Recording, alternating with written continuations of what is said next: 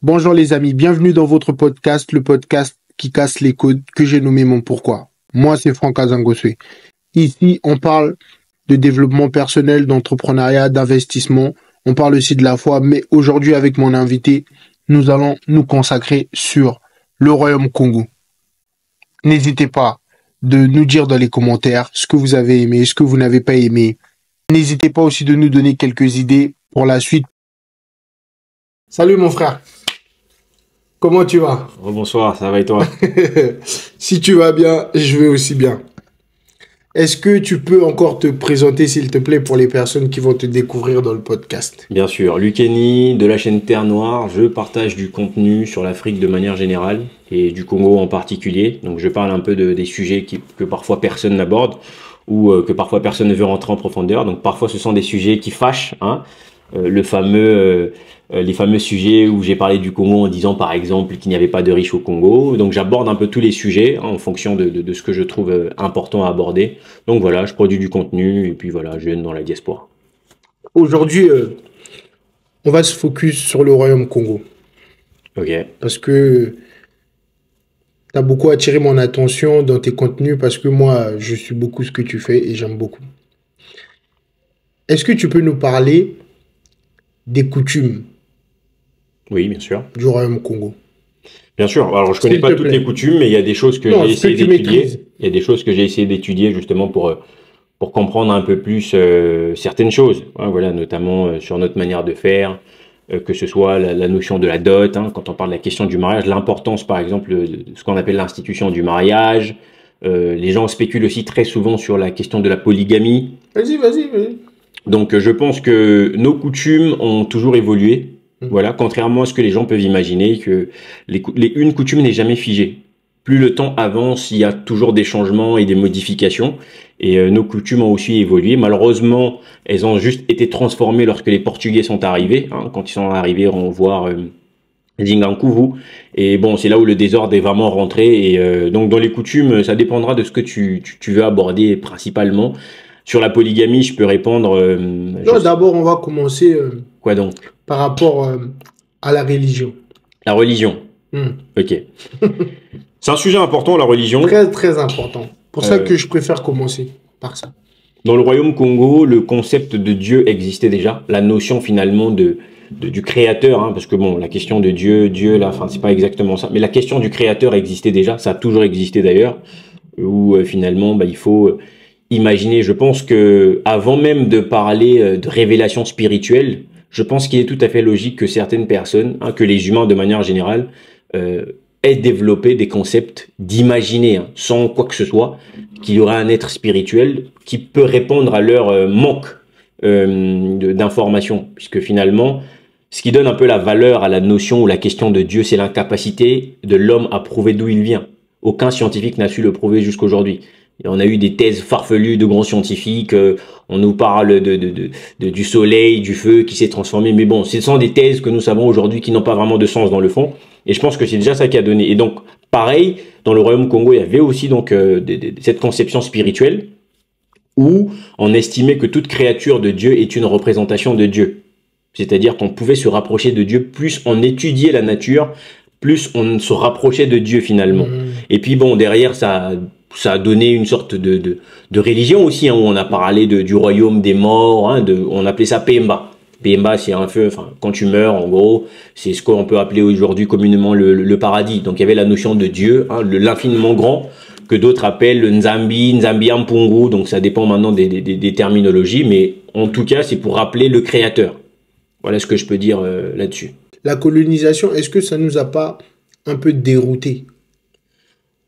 Est-ce que... par rapport à nos croyances? Ça nous a déroutés, mais j'ai envie de dire, ce n'est pas la première chose qui nous a réellement déroutés. Ça, par contre, il faut le dire aux gens. C'est-à-dire que les Portugais ne sont pas les premières personnes à nous dérouter. Là, on parle vraiment du Royaume Congo. Donc, si on prend le fait que les Congos, ils ne sont pas d'Afrique centrale, ils viennent de quelque part. Mais dans tous les déplacements qu'ils ont faits, ils ont déjà été déroutés en réalité. Et ils ont perdu beaucoup de choses. Ils ont aussi certainement consommé d'autres choses. Mais ça, malheureusement, les gens ne le disent pas. Et il faut accepter que si nous étions en Égypte, parce que ça, c'est une réalité. Si nous étions en Égypte, Pourquoi est-ce qu'on nous sommes retrouvés avec très peu d'informations de ce qui concerne l'Égypte? L'Égypte, c'était quand même une grande puissance. Ça veut dire qu'on a perdu la plupart des choses en réalité. Avant même que les Occidentaux, les Portugais n'arrivent au Royaume Congo, nous n'avions plus grand-chose de ce qu'on avait pris déjà de ce qu'on appelle l'Égypte aujourd'hui. Mais c'était dû à quoi? Ben, c'est normal. La connaissance, à un moment donné, lorsque vous rencontrez des guerres, vous rencontrez des conflits, vous la perdez.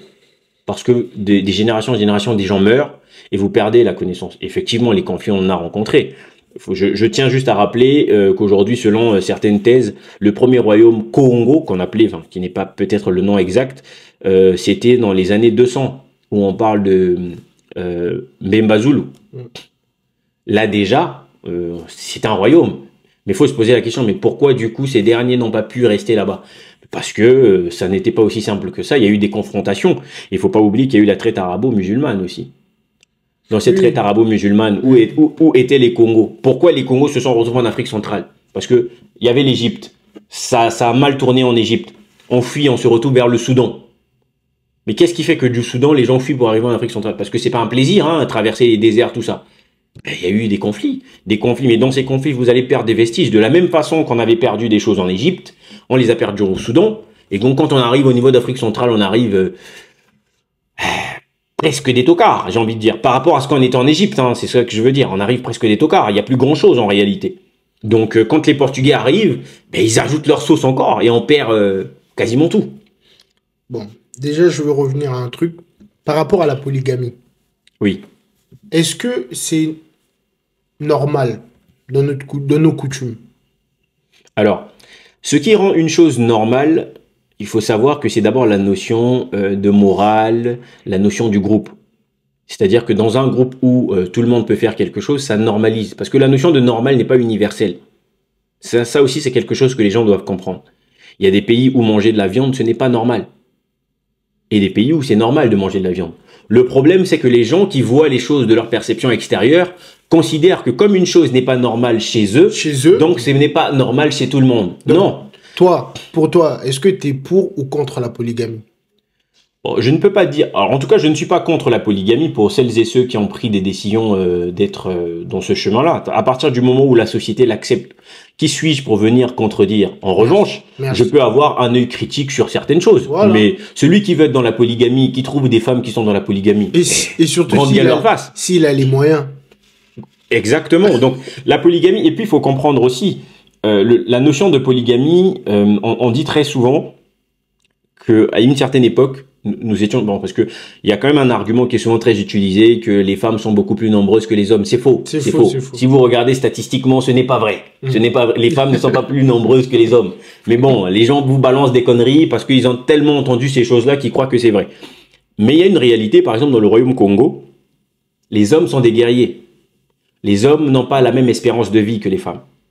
Un guerrier, certainement... S'il a une longue vie, c'est qu'il a pu faire des guerres, il a toujours gagné. Mais très souvent, il finit par mourir. Soit lorsqu'il chasse, il finit par crever, soit pendant les batailles. Ce qui fait que plus les hommes meurent, moins il va y avoir d'hommes dans la société. Et à un moment donné, qu'est-ce qu'il faut faire? Lorsque vous avez besoin d'être une armée puissante, vous avez besoin de personnel, vous avez besoin de guerriers, vous avez besoin de vous reproduire. La notion de polygamie, c'est une thèse bien entendu, rentre aussi... Enfin, prend son importance à ce moment-là. Donc, est-ce que la polygamie a toujours existé dans le fond? Je ne pourrais pas répondre exactement à la question, mais je sais qu'en tout cas, à un moment donné, c'était nécessaire.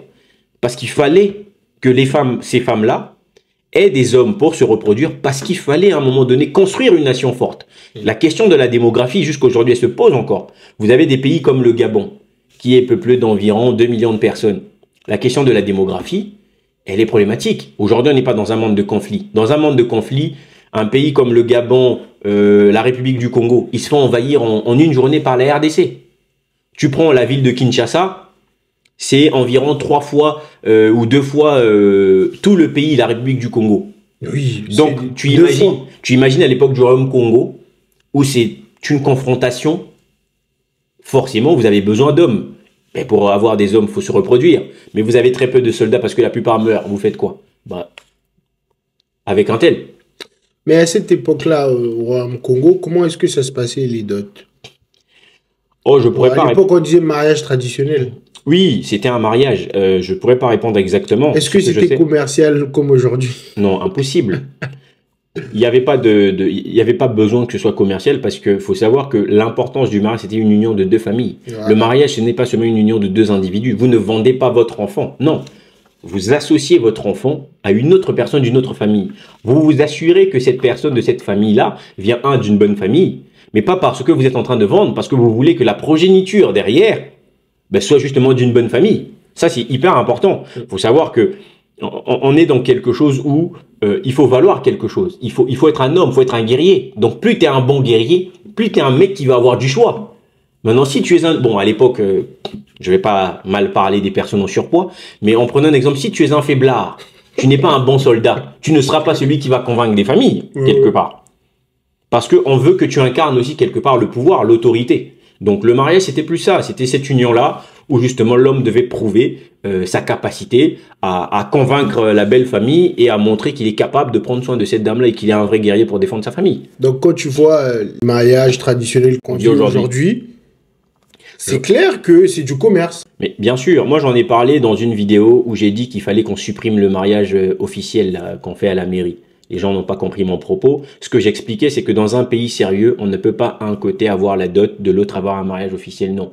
L'État doit s'organiser en fonction des coutumes d'un pays. Voilà. On fait un seul mariage et le mariage qui prend le dessus, pour moi, c'est la dot. Ce qu'on appelle la dot aujourd'hui. C'est là où on prend la notion de coutume de tout un chacun. Okay. Il suffit de faire une liste. Voilà comment dans les coutumes ça doit se passer. Personne ne déborde. C'est tout. Or, aujourd'hui, l'État laisse toutes ces choses-là, qui sont des choses qui sont censées construire un État, laisse toutes ces choses-là à chaque famille. Celui-là, il veut une marmite, celui-là, il veut un costard, celui-là, il veut une ceinture. Et à un moment donné, le marié se retrouve, il dit, mais attendez, c'est de l'arnaque, là. Je comprends plus. Mais parce que l'État est absent, en réalité. Parce que l'État a simplement prévu 50 000 pour la dot. Par exemple, pour le cas de la République du Congo. Non, il faut rentrer en profondeur, que tout ce qui doit être demandé, voilà les prérogatives, voilà comment c'est mentionné. Comme ça, tout celui qui se marie sait ce qu'il attend, en fonction des ethnies de tout un chacun, ou en fonction, voilà. Mais on peut pas continuer à vivre comme ça. Il y a des familles, je suis désolé. On va bientôt demander des gens des Range Rover ici. Hein. Déjà, on demande des paires de Weston. On te dit maintenant, mais... Oh, ma fille, elle est partie en France, donc elle a plus la même valeur, mon cher. Il faut plus. Ma fille, elle a étudié, elle a un bac plus 5, donc il faut... Tu vois, ce genre de choses. Surtout si tu fais l'erreur d'avoir fait un enfant avec la femme avant la dot. T'es mort. On est pauvre d'esprit encore, malheureusement. Pourquoi au Royaume-Congo, il y avait une préférence par rapport aux enfants, aux garçons qu'aux filles? Mais tu m'as... Non, je suis pas d'accord. Tu penses pas qu'il y avait une préférence? Non. Impossible. Les rois préféraient avoir des garçons que des filles? Non, je ne suis pas d'accord. Les rois ne peuvent pas seulement préférer avoir des garçons que des filles, non. Les garçons sont justement des guerriers, donc l'homme voit sa représentation par le biais d'un être qui lui ressemble le plus, mais les femmes sont celles qui préservent le lien familial. Oui, mais on sait très bien que pour beaucoup de rois, avoir un garçon, c'est important. Mais je te pose une question. Oui. Si tu as un garçon, prenons le cas du Royaume-Congo, si tu as un garçon, ce garçon va se marier avec une personne d'une autre tribu. D'une autre tribu qui n'est pas... À l'époque du Royaume-Congo, par exemple, il y avait les Ntsakou, il y avait les Mpanzu. Alors, si toi, tu es un Mpanzu, bon, tu fais un garçon, et que ce garçon va chercher une femme ailleurs, qui n'a rien à voir avec vos tribus classiques dans votre royaume, les enfants de ton garçon n'appartiennent pas à votre clan. Ça, tu dois le savoir. Oui. Donc, du coup, il n'y a aucun intérêt à ce moment-là. Parce que finalement, tes petits-fils ne sont pas de ton clan. Tu ne perpétues pas finalement le lien de ton clan. Mais si tu as une fille, par définition, ses enfants sont de ton clan. Oui, mais pourquoi est-ce que les rois préféraient avoir des garçons? C'est pour ça que je dis, cette thèse, moi, je ne l'accepte pas. Je ne pense pas. Alors, attention. C'est réel. Il y a une Non. C'est pas que c'est réel. En fait, ce qu'il faut comprendre, s'il y a une préférence de garçon dans le sens de la succession... C'est plus par rapport pour la guerre, pour faire la guerre. Mais ça, oui, c'est plus pour la succession en réalité, parce que la guerre, tu as besoin des hommes. Que tu aies fait un garçon ou pas, en réalité, tu auras des hommes que tu vas mener. Mais effectivement, pour la succession, tu as besoin des garçons. Mais c'est pas qu'ils préféraient des garçons. Les deux, ils ont besoin des deux en réalité. Il y a vraiment besoin d'avoir d'un côté des garçons, d'un côté des... Donc je pense qu'il n'y avait pas de préférence de plus. Après, c'est une question individuelle. C'est comme toi aujourd'hui, peut-être que tu vas préférer faire un premier fils ou une fille. Je pense que c'est plus maintenant des choses individuelles. Mais moi, je n'ai pas lu aujourd'hui de thèse qui disait que les rois voulaient à tout prix avoir que des garçons. Parce que dans tous les cas, ils en faisaient beaucoup des gosses. Donc, avec Moi, plusieurs femmes, moi, voilà. j'ai pu voir dans plusieurs, que ce soit dans, même pas que au Royaume-Congo, même au Nigeria, Ah, partout. là, ça dépend maintenant de comment fonctionnent les cultures au Nigeria. C'est-à-dire que, alors, je n'ai pas étudié la question, donc je ne vais pas vraiment La répondre plupart des directement. rois, même dans le monde, hein, ils voulaient vraiment d'abord des garçons Comme je t'ai dit, ou le s'ils garçon, pouvaient avoir un enfant, bah, ils préfèrent les garçons en tout cas. oui, en fait, on prend le garçon dans le sens simplement où le garçon va représenter l'autorité. C'est-à-dire le futur roi, ça va être Et le qui va garçon. garder aussi le nom. Voilà, il va représenter l'autorité, potentiellement être le futur roi. Mais sinon, les filles comme les garçons ont la même importance parce que les filles sont celles qui continuent à perpétrer le lien familial, le Oui, oui, lien oui, oui. sanguin, et les garçons sont ceux qui justement doivent jouer le rôle, un, de guerrier et l'autre des personnes qui gouvernent. Bon, par rapport à ta connaissance, comment est-ce que ça se passait l'éducation des enfants à cette époque? L'éducation des enfants était la responsabilité des femmes. C'est pour ça que, contrairement à ce que les gens imaginent aujourd'hui, quand on dit que l'éducation de l'enfant est la responsabilité des femmes, les gens le voient très mal. Bon, je pense que c'est une incompréhension. Si l'éducation des enfants était la responsabilité des femmes, ça veut dire que la manière d'observer le monde des enfants était ce que les femmes ont inculqué à ces enfants. Mais, Donc la société fonctionnait en fonction de l'éducation que les femmes ont donnée à ces enfants. Malheureusement, on a l'impression qu'on veut nous vendre un discours que ces derniers étaient contre les femmes. Non, non, non, non, non. L'homme devait partir à la chasse, être le guerrier. La femme organisait la société. Et le premier élément d'organisation d'une société, c'est l'éducation. Vous cassez l'éducation dans une nation, vous faites des animaux. Ça, c'est clair. Voilà. Et parce qu'aujourd'hui, nous, on a l'impression que beaucoup d'enfants sont vraiment contre leur papa aujourd'hui.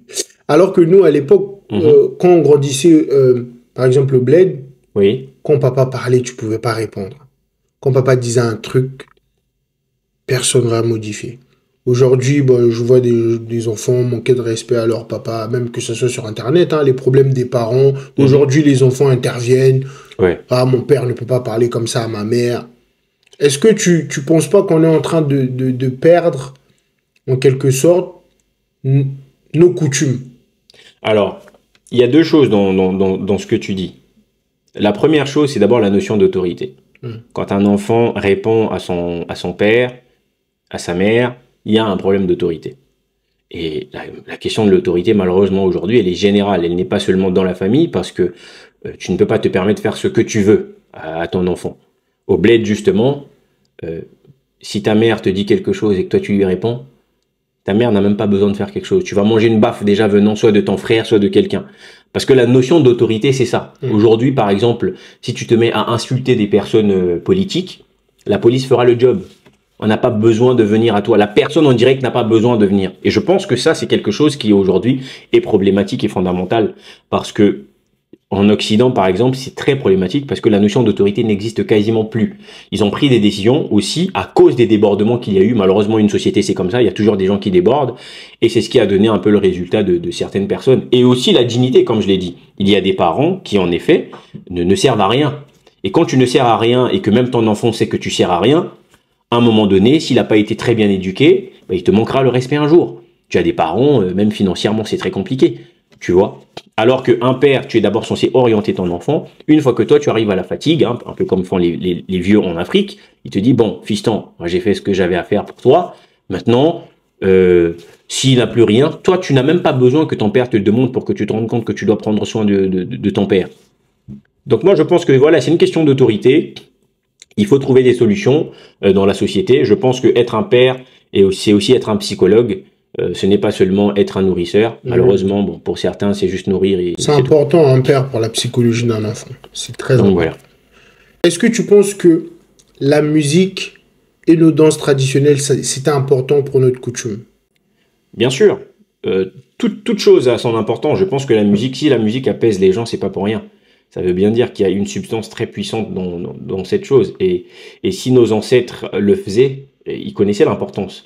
Il le faisait d'abord parce qu'il y avait des moments où justement pour manifester sa joie, on chantait, on dansait, et pendant des moments tristes aussi, parce que la musique a souvent été utilisée pendant des moments tristes aussi, quand il y avait quelqu'un qui mourait. Éveillé. Exactement. Quand il y avait quelqu'un qui mourait, fallait, voilà, c'est tout un cérémonial, on vient, on chante. Même pour la naissance aussi.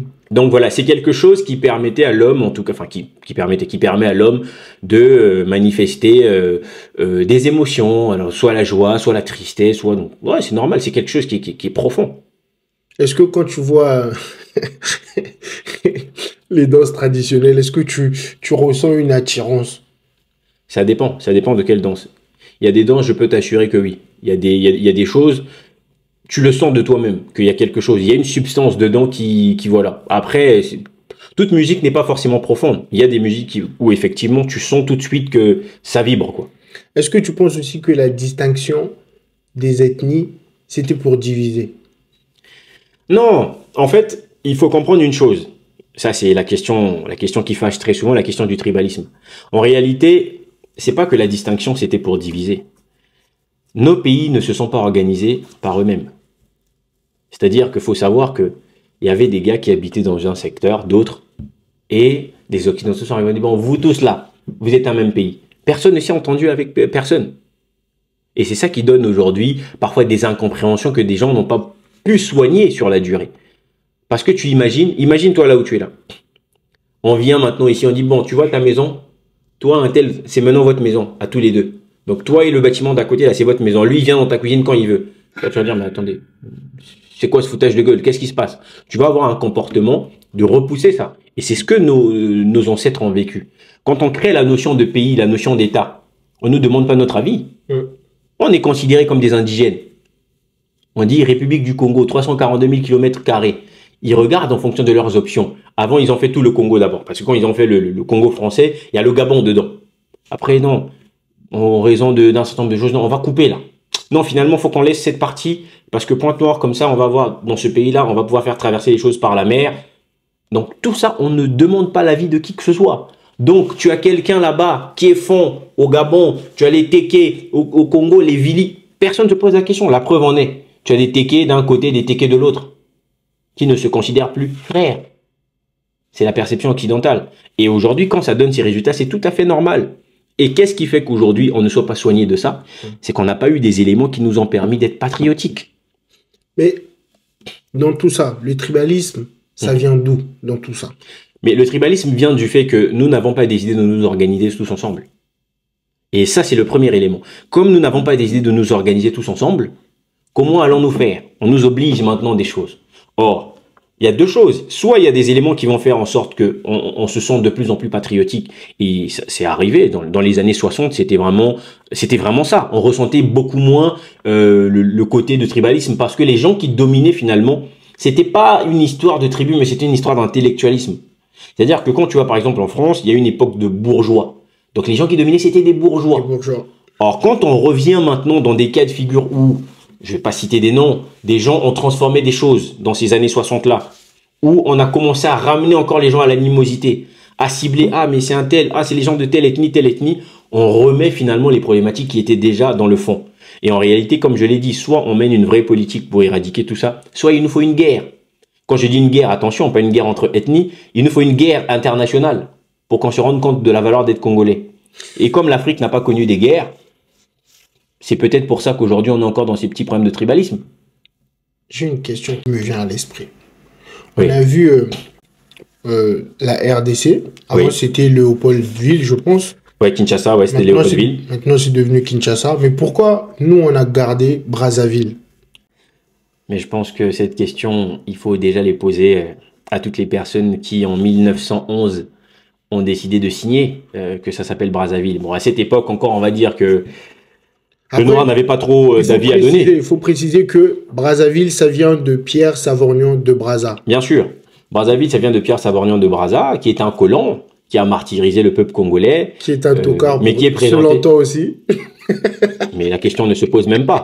Qui malheureusement, j'entends souvent des récits où on dit que c'était l'homme qui est venu pacifiquement chez les Tékés, Donc, on lui a donné le nom en 1911. Il y a même un musée, hein, bien sûr, le mémorial Pierre Savon. D'ailleurs, la plus grosse aberration, le seul grand mémorial qui existe en République du Congo est le mémorial d'un colon. C'est le seul. Donc, quand vous avez ça comme résultat, il faut plus se poser la question sur le nom. Mais pourquoi? Mais il y a un complexe d'infériorité, c'est clair. Okay. Les gens sont complexés. Ils estiment que le fait d'avoir le nom de Pierre Savorgnan de Brazza, c'est une grandeur. C'est-à-dire, on est encore à l'état indigène du nègre de maison. Mais est-ce que c'est peut-être pas parce que nos dirigeants sont nés à l'époque coloniale et qui sont encore restés dans ces nuages-là? Mais ceux qui ont transformé Léopoldville à Kinshasa, ils sont pas nés en l'an 2000. C'est juste une question de vision des choses. Bah, peut-être que eux, ils ont plus exposé les crimes de Léopold, je ne sais plus comment il s'appelait là. D'accord. Mais est-ce que finalement c'est juste une question de crime? Moi, je n'ai pas de problème avec le fait qu'on conserve l'histoire coloniale. J'ai surtout un problème avec qu'on dise que notre capitale, le nom c'est de Brazza. Bon, déjà, Brazzaville, ok, oui. Mais avant, tu as des gens qui disent Mavoula, d'autres gens qui disent Foix. Toi, j'ai vu dans un contenu, tu as donné un nom, c'était quoi déjà? J'ai donné un nom aussi qui est un nom utilisé par les Portugais après, c'est Pumbo. Pumbo, c'était avant. Voilà, Pumbo. Pumbo, qu'ils ont appelé le Pumbo. En réalité. On ne sait plus. Mais justement. Brazzaville, Pumbo, Foix. Mais je te poserai une question. Mavoula. Pourquoi on ne sait plus? Pourquoi on ne sait plus? Parce que les gens ne se sont jamais posé les questions. Okay. Les gens là qui sont censés faire des recherches historiques du Congo, ils sont où?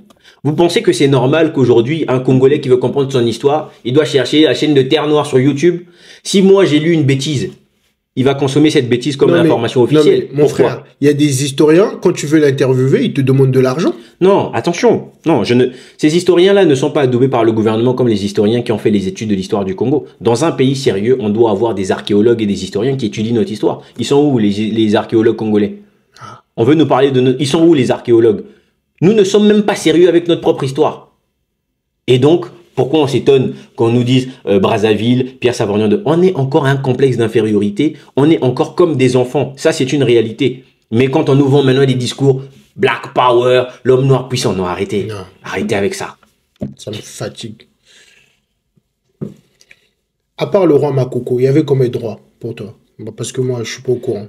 Oh, ça, c'est une question très, très importante. Déjà, le roi Makoko... Merci pour le compliment. Iloy, hein, comme on l'appelait, Ilo II, si je ne dis pas de... Non, Ilo Ier, pardon.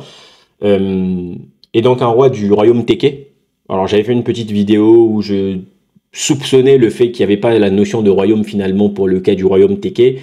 Malheureusement, les gens qui n'ont pas assez de cerveau pour réfléchir m'ont attaqué en parlant de tribalisme. Je pense que justement, c'est aussi parfois devenu un argument pour certaines personnes incompétentes dans un sujet qui, au lieu de débattre sur le fond, veulent jouer sur la forme.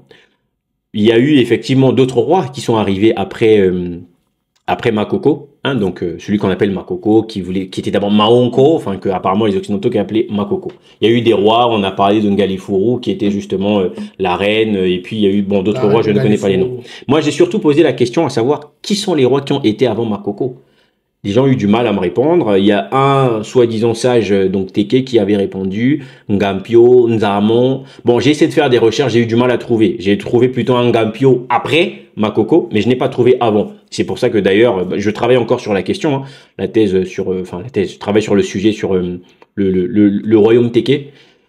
Donc, il n'y a pas vraiment de roi connu, clairement aujourd'hui signifié avant Makoko. Sachant que Makoko, on dit qu'il prend le trône peut-être dans les années 1775. Donc, posons-nous la question, est-ce que c'était un trône? L'existence de Makoko, finalement, dans les écrits, c'est de Brazza, hein, qui le fait en 1880. Il faut encore étudier le sujet. Hein. Je ne veux pas affirmer des choses directement, mais moi, j'ai déjà mes idées par rapport à ça. Mais je rentrerai encore un peu plus en profondeur. Mais je dirais seulement une chose. Parce que moi, je pense que ce soit les Téké, que ce soit ceux qui ont construit le royaume Congo, ils viennent tous ensemble, hein, de la notion du Congo Diantuku.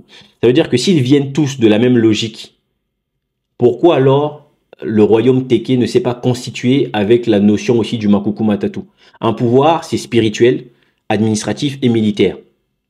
Or, quand tu vas chez les Téké, c'est seulement spirituel, le Maonko avec le Kwembali. C'est juste la question que je pose.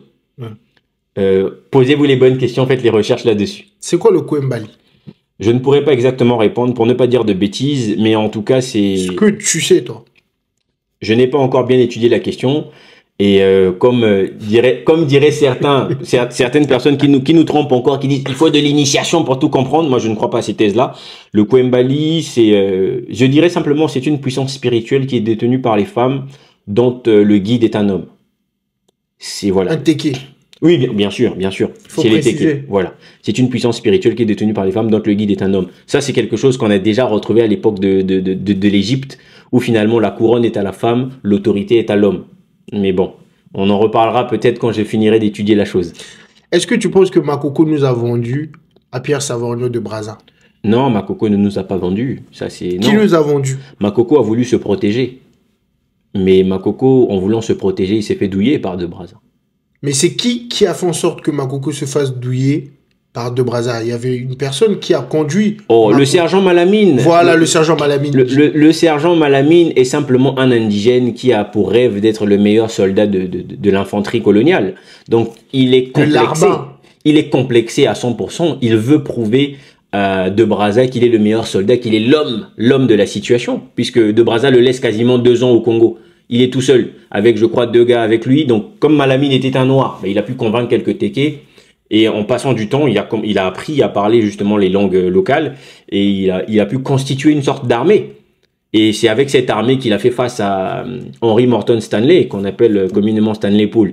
Donc, le sergent Malamine a contribué, mais il n'est pas responsable de tout ça, bien entendu. Mais en tout cas, il a contribué, malheureusement, à notre sombre histoire du Congo. C'est quoi les plus gros crimes qu'il a commis Pierre Savorgnon de Brazza au Congo, dans le royaume Congo? Les plus gros crimes, alors je ne dirais pas que c'était les plus gros crimes, c'est surtout... alors, l'établissement, il faut savoir, de la route des caravanes, ça a continué sous De Brazza, et il y a des thèses où effectivement, il semblerait que ce dernier était enfin, est-ce que c'était vraiment même c'était des viols, mais on lui livrait en tout cas un certain nombre de femmes finalement, pour faire ce qu'il avait à faire. Mais bon, il n'y a pas que De Brazza qui a été un violeur. La plupart étaient des grands violeurs en réalité. Donc malheureusement, il n'a pas servi à grand chose finalement pour le Congo, à part le fait qu'il s'est battu pour ramener un Congo pour le rendre français, là où même la France ne lui avait rien demandé, mais lui voulait prouver ses talents d'explorateur. Tu connais Diego Cao? Bien sûr, quand même. À peu près vers quelle année que Diego Cao a découvert l'embouchure du fleuve Congo? Diego Cao arrive au 15e siècle. Je ne vais pas dire de bêtises, mais voilà, dans les années 1400, pardon, qu'il arrive avec pas mal d'autres Portugais avec lui. Et il rencontre les peuples. Et c'est par ce même biais qu'on convainc Nzingankou d'ailleurs à se convertir au christianisme. Nzingankou, parce qu'à l'époque, le royaume Congo était une puissance, donc on vient pas frapper comme on avait l'habitude de faire, non. Nzingankou, on lui présente un certain nombre de produits, on lui dit voilà le pouvoir, voilà notre spiritualité. Donc lui, quand il voit ça, il se dit mais attends, j'ai tout intérêt aussi de rentrer dans cette spiritualité. Donc Nzingankou se convertit. Il se convertit, il devient j'ai oublié le nom. C'est en tout cas, je sais plus, c'est premier en tout cas, je crois que c'est Antonio, non pas Antonio. Bon, si je me rappelle, je dirais. Donc il prend en fait le nom du roi du Portugal à l'époque, donc un peu pour dire que voilà, il a le même nom, donc il fait asseoir la même puissance. Et très rapidement, il se rend compte que le christianisme est une douille. Malheureusement, c'est trop tard. Le christianisme s'est déjà installé. Beaucoup de personnes ont commencé à partager les thèses du christianisme. On a vendu beaucoup de rêves aux gens. Quand on commence à lui faire comprendre que non, ça, c'est de la sorcellerie. Ça, faut jeter, ça, faut jeter. Il dit non, vous voulez m'avoir. Non, c'est pas normal. Moi, je refuse tout ça. Et c'est là où les conflits, en réalité, commencent. Mais il est trop tard parce qu'une bonne partie du peuple continue à croire. Il a un de ses fils qui croit au christianisme et l'autre qui veut repartir aux cultures et aux coutumes africaines. En parlant de christianisme, tu viens de me donner une question là. Oui. Je viens de m'inspirer. D'où vient le mouvement kimbanguiste? Est-ce que tu as une connaissance par rapport à ça? Alors, honnêtement, je ne connais pas l'histoire totale du mouvement kimbanguiste. Je sais simplement que ça vient de Simon Kimbangu. Simon Kimbangu qui a commencé à avoir des révélations. Mais je ne pourrais pas donner d'autres arguments là-dessus parce que je n'ai pas étudié la question. Je sais qu'il a fini en prison. parce qu'il a donné un certain nombre de prophéties. Ce sont des Belges qui l'ont tué d'ailleurs. Il y a eu récemment, il y a peut-être 5 ans, des Belges qui ont reconnu justement leur implication dans la mort de Simon Kimbangu. Ouais, mais ils reconnaissent toujours, ils ont reconnu aussi pour Patrice Lumumba. Voilà. Mais exactement, je n'ai jamais étudié la question, donc je vais pas vraiment répondre à ce sujet. J'ai entendu des choses, mais comme je n'ai pas étudié la question, je préfère éviter d'affirmer. Est-ce que tu peux nous parler de Lukeni, s'il te plaît? Lukeni Lwanimi, d'accord. Lukeni Lwanimi. Qui était Lukeni? Très bien, ça tombe bien, Terre Noire Lukeni, donc je vais vous expliquer un peu qui était Lukeni. Lukeni Lwanimi, ce qu'il faut comprendre, c'est que c'est celui qui reconstruit le royaume Congo. Ok. Il est originaire de Vungu, donc Vungu qui est allez, on va même pas appeler ça royaume, mais bon, disons que c'est un royaume, un petit royaume de son père. Et c'est qui son papa et c'est qui sa maman? Lukeni, c'est le nom de famille ou c'est son prénom? Lukeni, à l'époque, la notion de nom de famille n'existe pas. Ok. Ça, c'est quand les Occidentaux sont arrivés, nom de famille, nom de ceci. Okay. À l'époque, ça n'existe pas.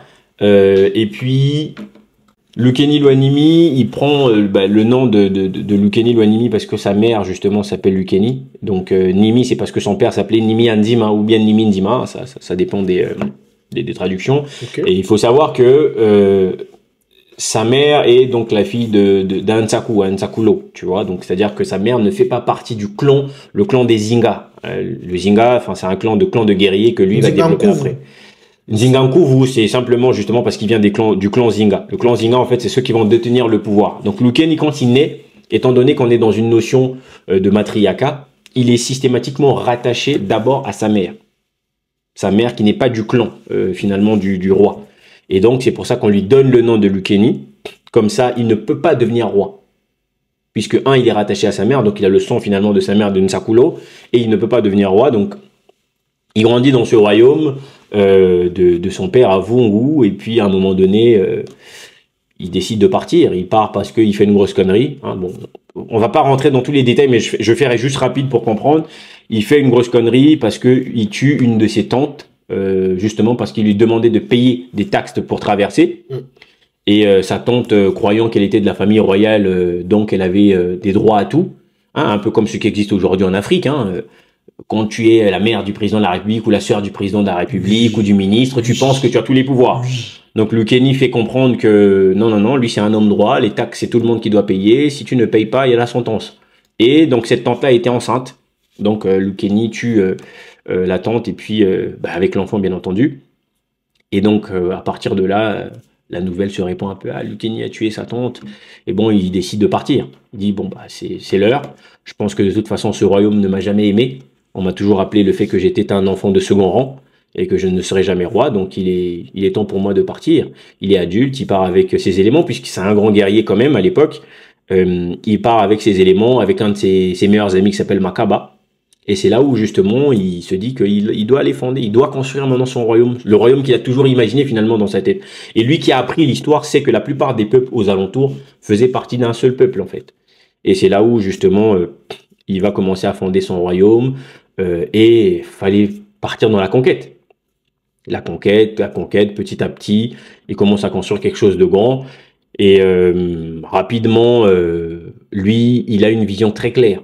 Il veut recréer un royaume qui s'appelle le royaume Congo, enfin qu'il a appelé le royaume Congo. Il se dit qu'il doit aller s'implanter donc à Mbanza Congo, ce qu'il appelait Mbanza Congo, donc là où va être le royaume. Et l'objectif est simple, il faut dominer tous les petits royaumes aux alentours pour constituer le royaume où un pouvoir est représenté par lui-même. Donc c'est comme ça que finalement il remet sur pied le royaume Congo parce que il a bénéficié justement de toute la partie de l'oralité de notre histoire qui lui a permis de comprendre que nous avions déjà un royaume avant, il y a eu des Mbemba Zulu, donc c'est un petit peu ça. Et il a créé ce royaume qui d'ailleurs après a duré, il y a eu donc d'ailleurs Nzingankuvu qui était un arrière petit-fils de Lukeni et qui a perduré pendant longtemps jusqu'à ce que bon tout soit cassé plus tard, quoi. Donc voilà rapidement l'histoire de Lukeni. Je pense qu'il y a beaucoup de gens qui ont déjà parlé du sujet de Lukeni, mais c'est lui qui fonde en réalité le royaume Congo, le nouveau royaume Congo bien sûr. Par contre, il y a une thèse, et une thèse importante, c'est qu'il est potentiellement possible que le royaume d'avant n'était pas le royaume Congo, et que Lukeni normalement n'avait peut-être pas le droit d'appeler ce royaume Congo. Mais la notion du royaume Congo existe parce que il y a un manquement, il y a une volonté de vouloir dominer autrement. Mais ça, on abordera peut-être. Mais à cette époque, ils parlaient quelle langue?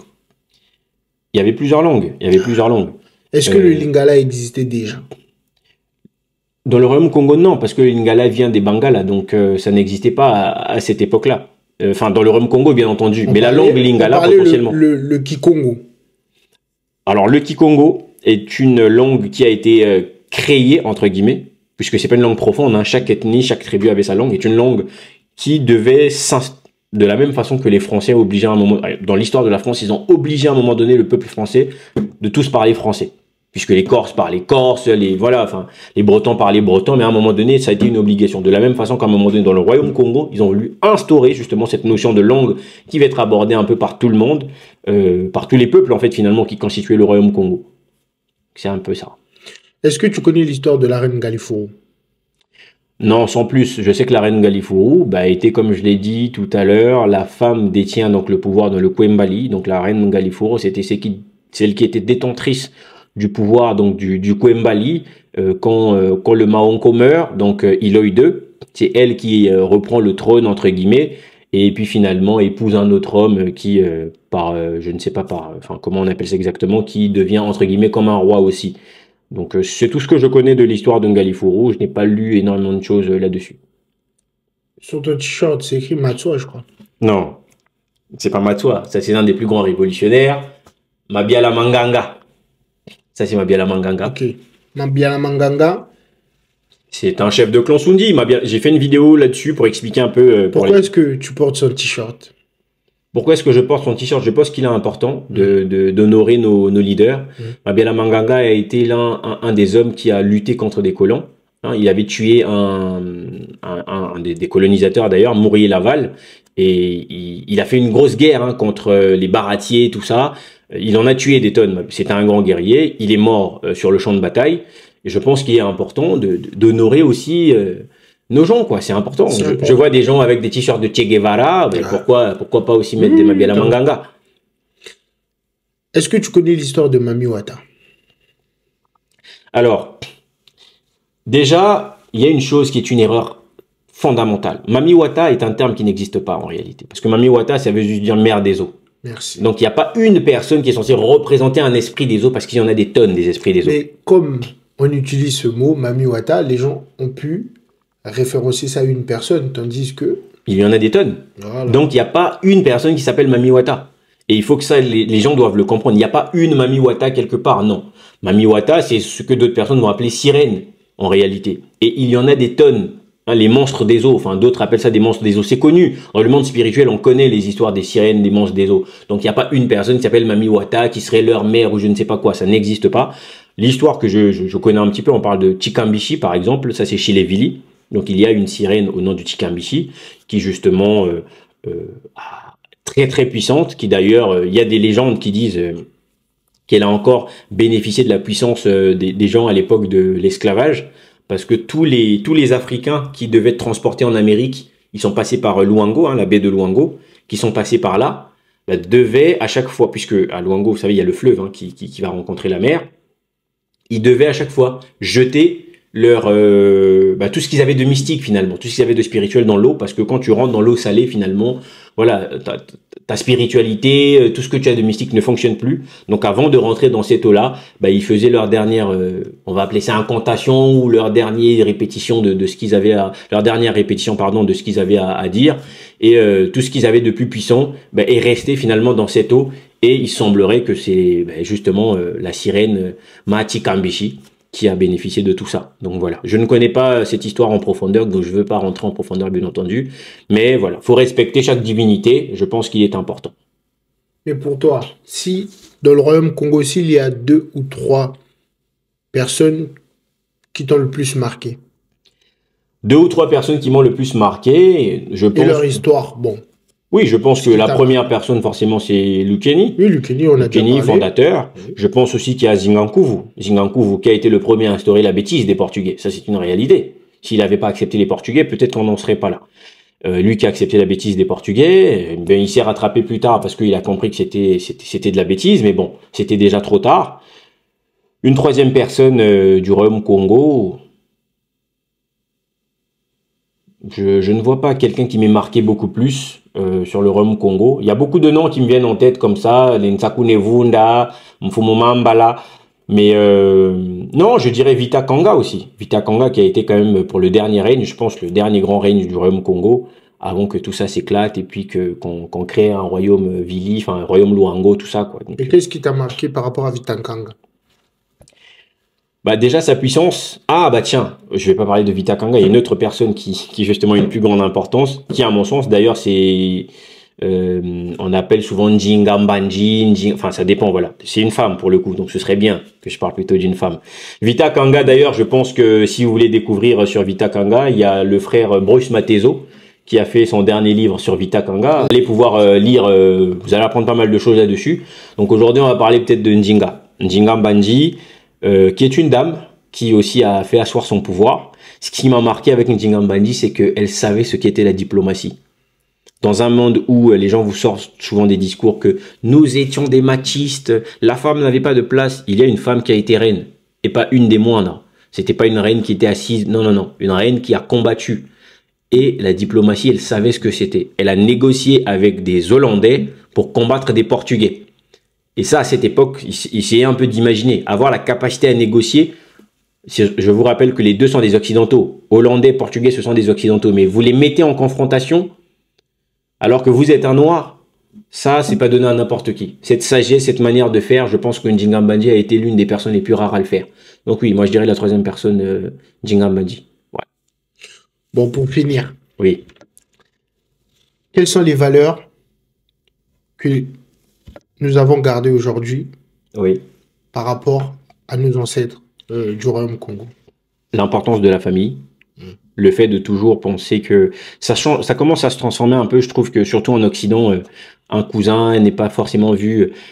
Nous au pays, un cousin est un frère. L'histoire s'arrête là. Vous avez une proximité familiale qui fait qu'un cousin est un frère.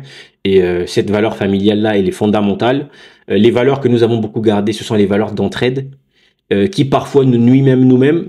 Quand tu regardes comment est-ce que les Africains font des Western Union pour soutenir leur famille, ça c'est quelque chose aussi de l'entraide qu'on a beaucoup gardé, mais qu'on doit savoir utiliser. Mais on a parlé de ça même tout à l'heure quand on se disait que c'était difficile de voir une personne au Congo mourir de faim. Voilà.